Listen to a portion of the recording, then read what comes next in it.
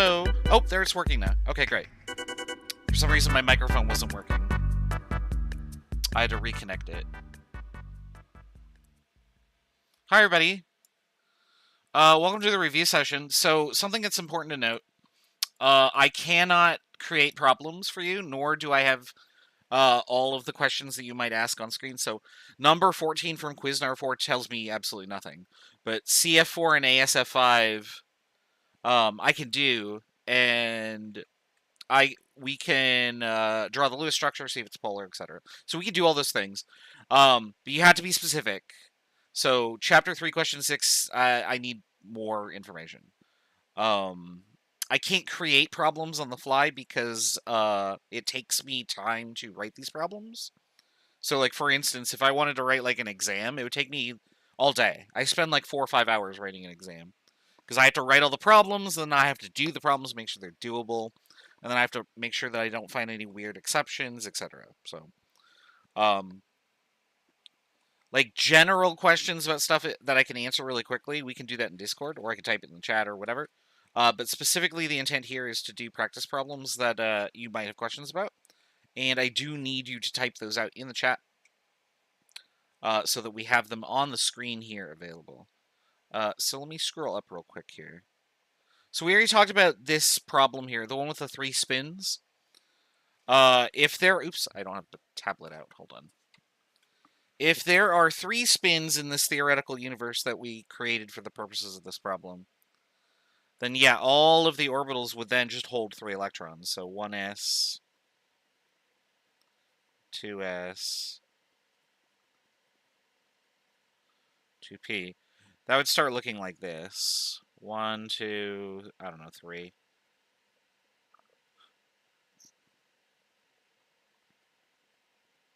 I mean, you wouldn't fill it this way. You'd follow Hund's rule and do one at a time. But it looks something like this. So what element would fill all the way up to 2p will be 1, 2, 3, 4, 5, 6, 7, 8, 9, 15 electrons. So this would be phosphorus, for example. So everything from that conversation that we had over here, where my cursor is now, that sounded good. Electron configuration of cations or anions. So I can write the electron configuration of this. So if we were to do that, so whenever you have like a cation or an anion, oh right, when I click over here, the highlight turns gray and you can't read it. So let me fix that. So if I do this electron configuration, we would write something like, I'm going to write the whole thing out.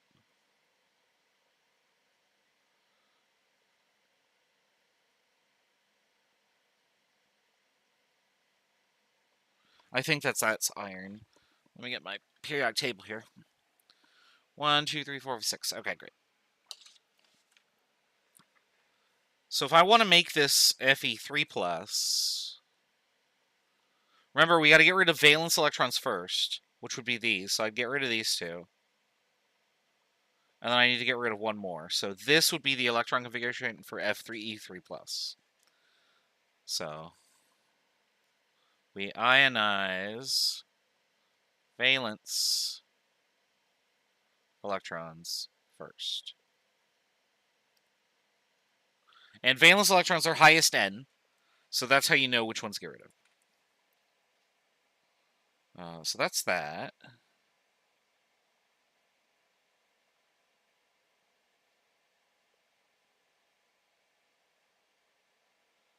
All right, so down here, examples of 14, CF4 and ASF5. Draw the Lewis structure and see if it's polar or non-polar. Okay.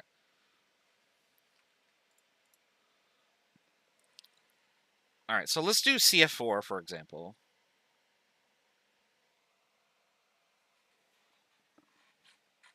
Yeah, no problem. And so we know how to count valence electrons, I assume. So there'd be 4 in this, and each of these would give you 7. So you'd have 32 to work with. I didn't reboot my computer, and I should have.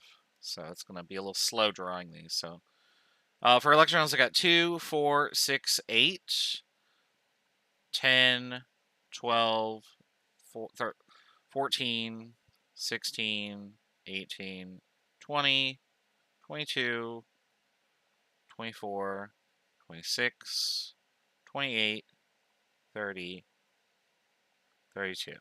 So there's my Lewis structure. And then I want to draw this as good as I can with geometry. So there's my rough sketch. Let's put it in a tetrahedron. So I'm going to just draw a little tetrahedron here.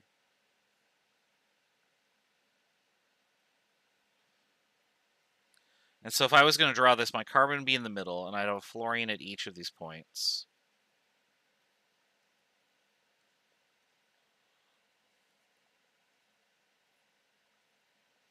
And I put my electrons around it.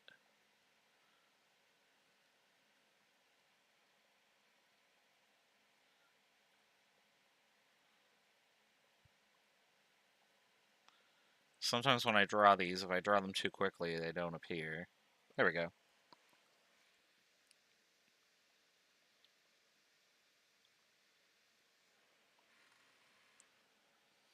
All right, so we know that our polarity diagram here, or our polarity vectors here, fluorine is more electronegative than carbon, so I would have all of these bonds have polarity arrows that point outward like that.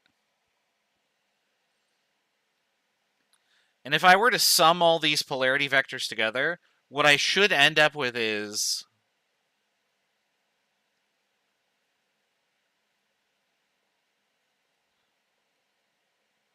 this.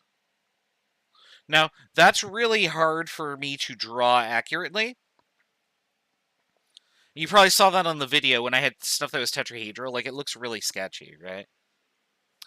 But the important takeaway to note for this is if there are only bonded atoms around the central atom, and they are all the same atom,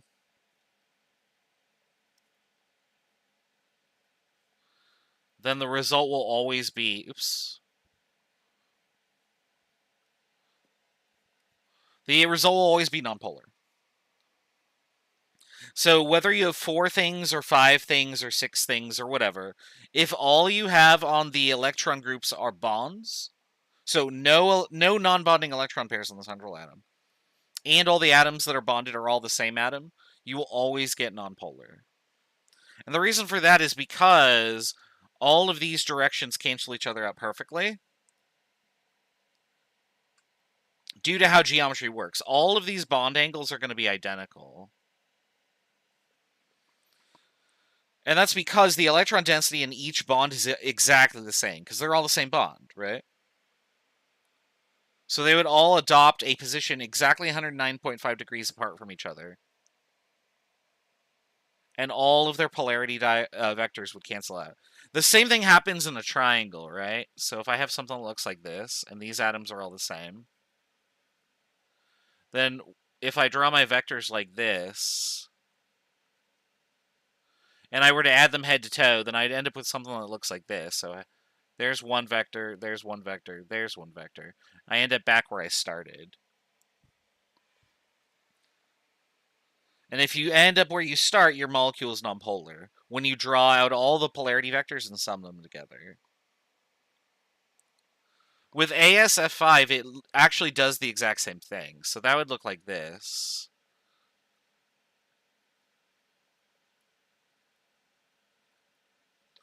And I'm going to skip over the electron pairs on the outside because it'll just take forever with this to do that.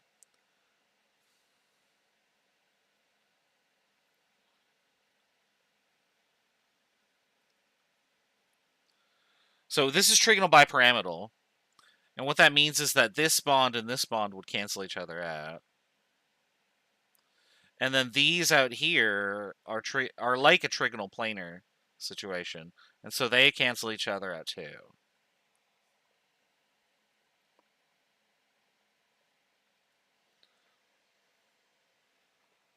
So when you're doing geometry and you draw the Lewis structure, if you have no electron pairs on the central atom, and all of the atoms that are bonded to it are the same, it'll be nonpolar.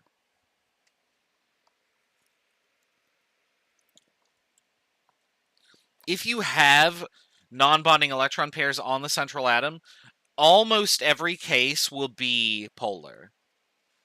Because the electron pairs are just sort of an empty region. There's no vector in that diagram.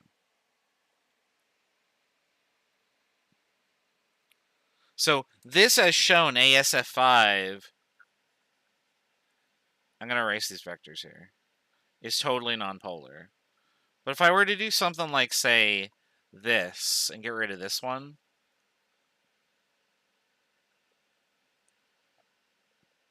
and then I put an electron pair like right here. So this would be AS4 minus or something, I think.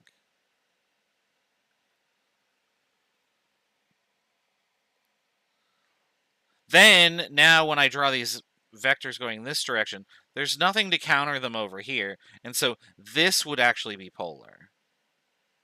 So not having the electron pairs there, or adding the electron pair on your central atom, creates an opportunity for your vectors to pull in some direction that can't be pulled back because now there's an electron pair there. There's one exception that I can think of, and that's if you have square planar. So if you have something that's square planar, that's going to look like this, where here's your central atom. Here are my things on my octahedron that are square planar. And I have an electron pair on top and the bottom. In this case, everything does still cancel out, and so this would be nonpolar. Again, we're working on the assumption that all the bonded atoms are identical. If your bonded atoms are not identical, always polar. I can't think of an example that would not be polar. I'm sure one or two exists out there where you have like O's up directly opposite each other and then all the rest are like F's or something like that, but that would be very, very specific.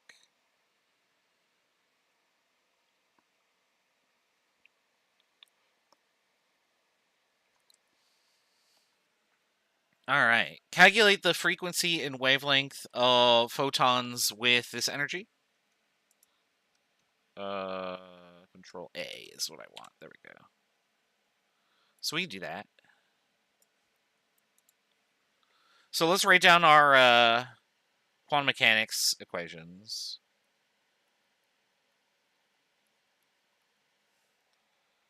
So the energy of any photon is Planck's constant times its frequency, or its wavelength. So let's calculate the frequency first, because we know the energy of the photon. So the first one, we'd say that E photon over Planck's constant would be the frequency. And so that would be this number you gave me.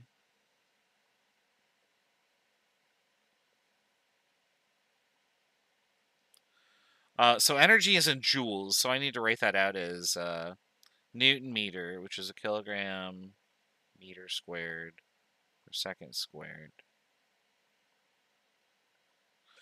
Oh, wait, no, I don't. Sorry, I don't need to write it out like that. Because Planck's constant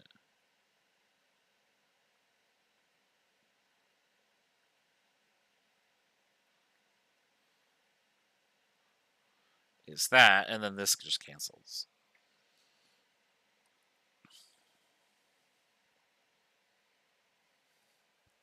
So my units here would be inverse seconds. And is the calculator visible? Yeah, it is. Okay. So let's type this all in.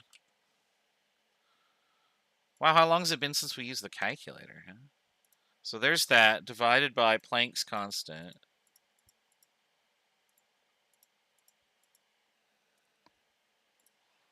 It gives us this humongous number, which will turn to scientific notation. 4.469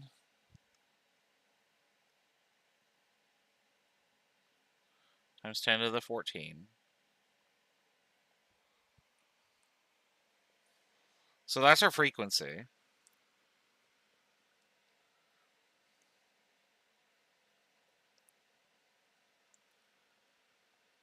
And then we can solve for lambda over here. You could do this, so C equals frequency times wavelength.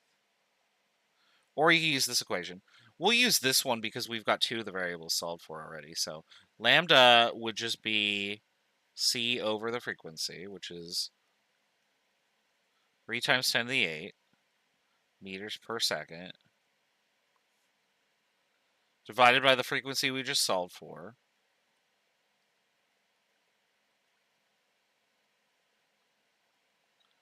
So per second would cancel out with per second. And this number would give me a wavelength in meters. So we'll type this in. So this number on the calculator is on the bottom. So I'm going to hit this. So now it's on the bottom. Times 3 times 10 to the 8. And I get 6.71 times 10 to the minus 7. Which, if I want to turn this into nanometers, that would be this.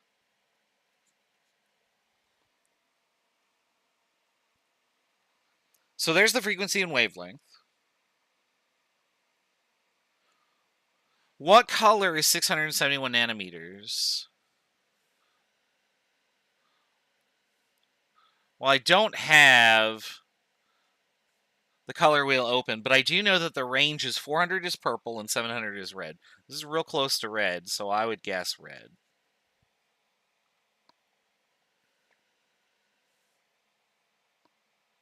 And then what's the total energy of 1 mole of photons? Everybody finds this question really difficult, but you're going to laugh when you see how easy it is.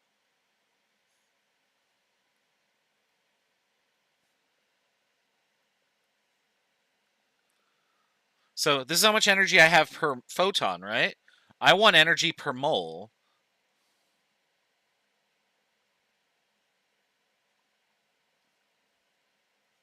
How many photons are in a mole? Well, it's Avogadro's number, right? And so I would just do this, and that would give me the energy in joules per mole. So we'll take our energy per photon, and we'll multiply it by Avogadro.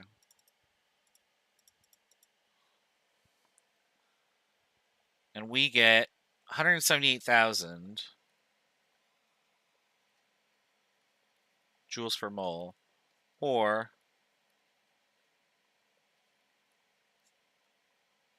178.3 kilojoules per mole.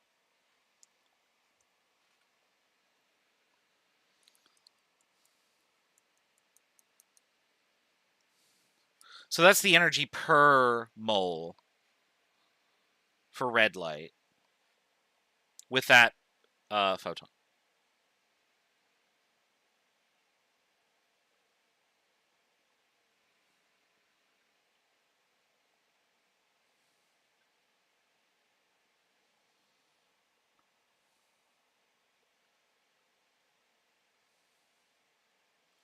Now, if you've done the flame test in 140, when you burned lithium, you hopefully remember that the color is very red. So that checks out. Because it's heated lithium emits photons of light with this energy. And so you can actually do that experiment and observe that, oh yeah, it is red, isn't it? Remember lithium was the really like crimson red one?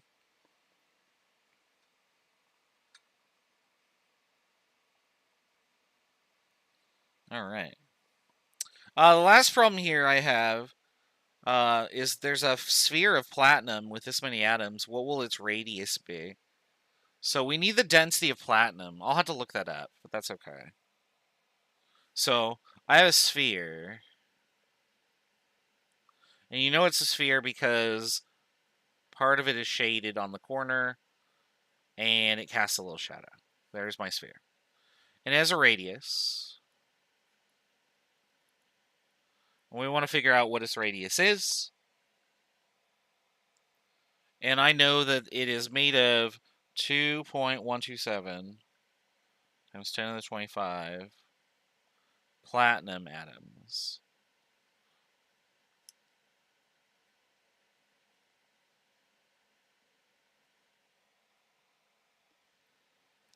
All right, and you know that the radius of a sphere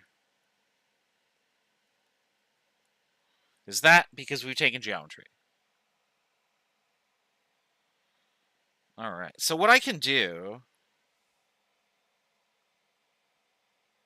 is I can calculate from the number of atoms, we can turn this into moles. And we turn that into a mass.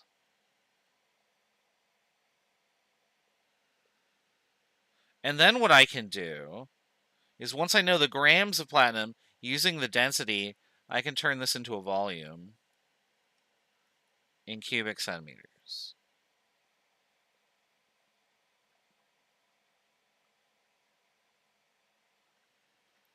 And then once I do that, I can then just plug this into the equation. So let's do that real quick.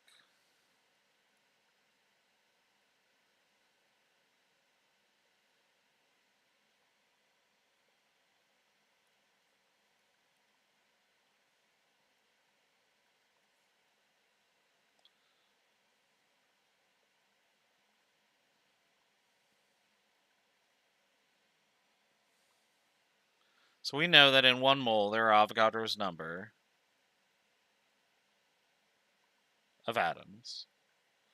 So that would cancel out. And then we also know that in a mole of platinum, there are a certain number of grams of platinum,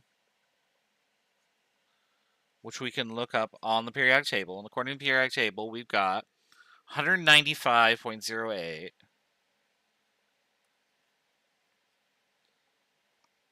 grams of platinum per mole.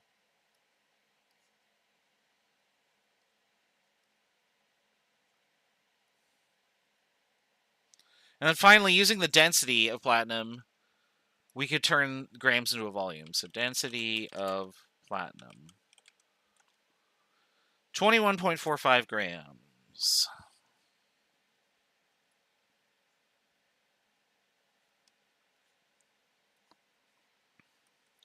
So this would tell me the volume. So let's do that. So 2.12, I don't know what I just did. 2.127 times 10 to the 25 times 195.08 divided by parentheses Avogadro's number times 21.45. And I get 321.227. Yeah, so this would be whatever unit was left over, which was cubic centimeters.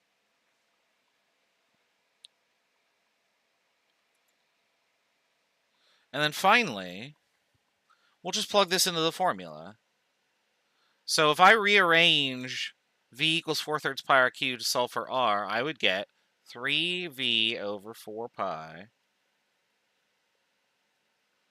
cubed rooted.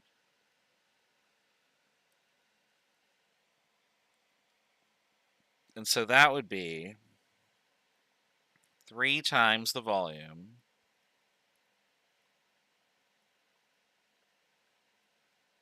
divided by 4 times pi. And so what is that in our calculator? So we'll go 3 times 321.2 divided by parentheses 4 times, do I have a pi button? I do have a pi button. There we go. So that's the inside of my cubed root. We're going to raise that to the power of 1 over 3. So remember that if you don't have a power button, that this is the same as doing this.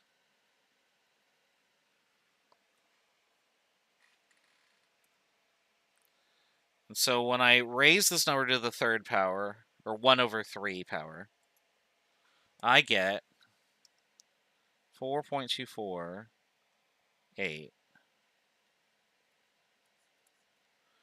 Because then this cubed centimeters would become just a one-dimensional centimeter once I've cubed rooted it.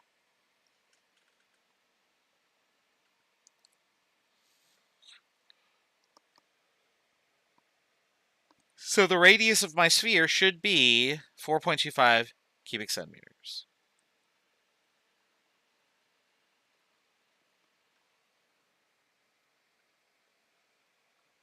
Or I'm sorry, 4.25 centimeters, not cubic centimeters. What am I saying?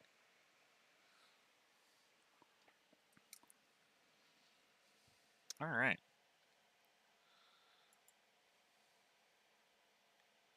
How to find Z effective for anions and cations. So an example of that would be, so find Z effective for the atom the normal way. Remember that Z effective is this formula, right? Z minus however many core electrons there are. Now this is relative to the electrons that you're looking at.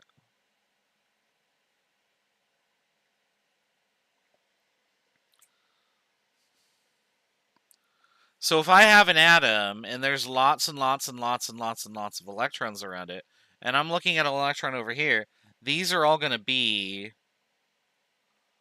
core electrons, right? But if I'm looking at an electron right here, then only the electrons that are closer to the nucleus than it count.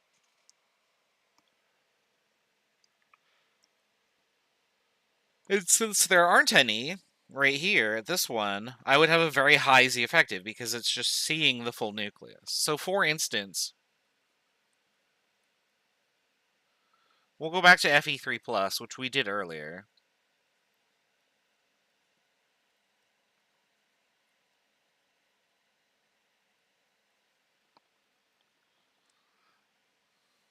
And I think we said that that was the electron configuration. So if I wanted the Z effective of one of my valence electrons, what did these electrons feel? I would do this. So Z effective equals whatever Z is. So that's 26 for iron. Minus how many shielding core electrons there are. And so that would be these. So 1s2. I don't know why I drew the state of Washington here, but that's okay. 1s2, 2s2, 2p6, so that would be 10.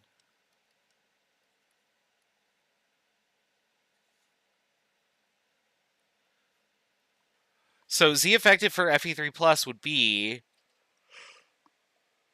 Oh, excuse me. It would be very boring, I guess. I'm just yawning. It would be 16 plus, but the second that I get rid of these electrons...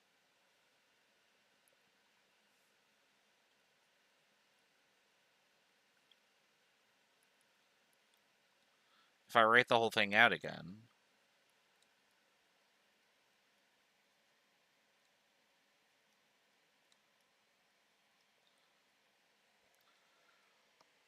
Oh, it's not 3d10. What am I doing? So the second I write these guys back in, now these are my valence electrons, so this is where my Z effective would be referencing. And so I have 26 protons still, minus the shielding electrons, which is all of these guys. 1s included. I just didn't draw it well. And so that would be 6, 12, 14, 20, 22, 24.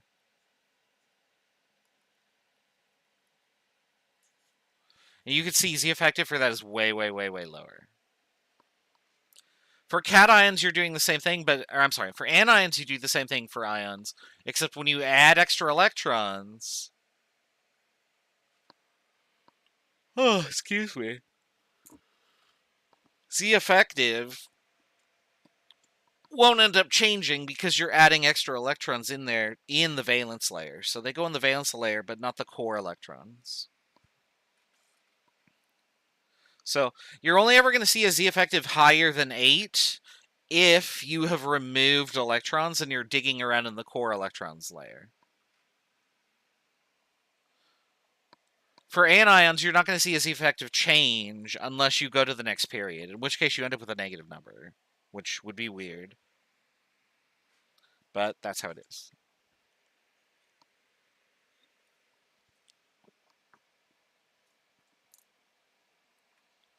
All right, hopefully that's helpful. That looks like all the questions, so what I'm going to do is I'm going to put this on the screen here. I'm not going to put the timer up. I'm just going to have the music kick back in, and I'll come back and check in the chat a little bit. If there's more questions after about 10 minutes or so, I will be happy to answer them. Otherwise, we'll just talk about the final a little bit tomorrow. Or about... Not tomorrow. We'll talk about the final in a little bit about what's going on... Oh, sorry, this class is Thursday. What's going on Thursday. So, we'll check back in a bit. See you then.